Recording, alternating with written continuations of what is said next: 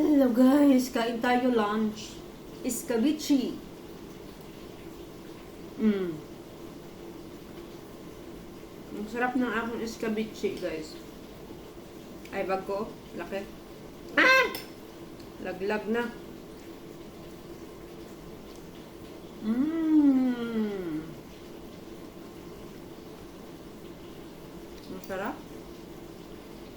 Super sarap niya guys. Grabe.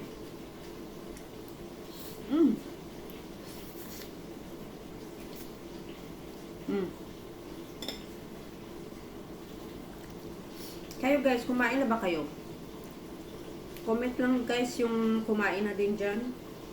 Na anong ulam nyo guys.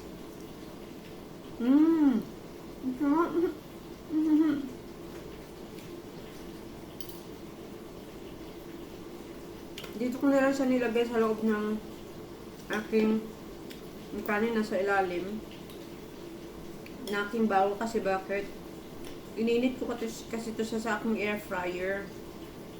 Kaya yun.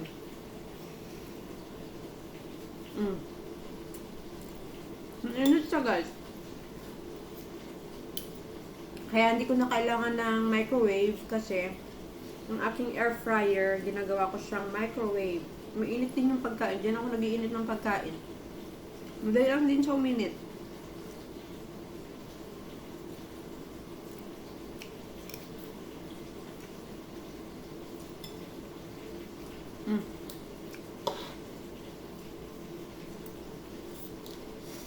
Nakakabusog din to guys. Grabe. Kahit kunti lang yung makain mo. Mabubusog ka na. Yan natin mag-awak ng kutsara.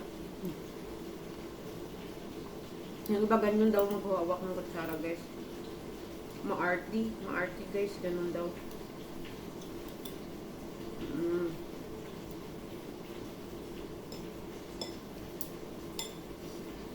So mamaya sa trabaho ko, hindi na ako kakain. Kasi kumain ako dito.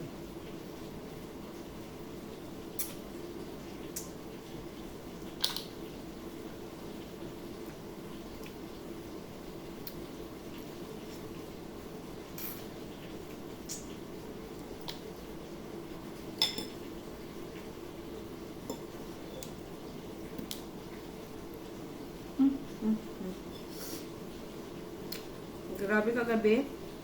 Pagod na pagod ako. Gabi na ako nakauwi ng bahay.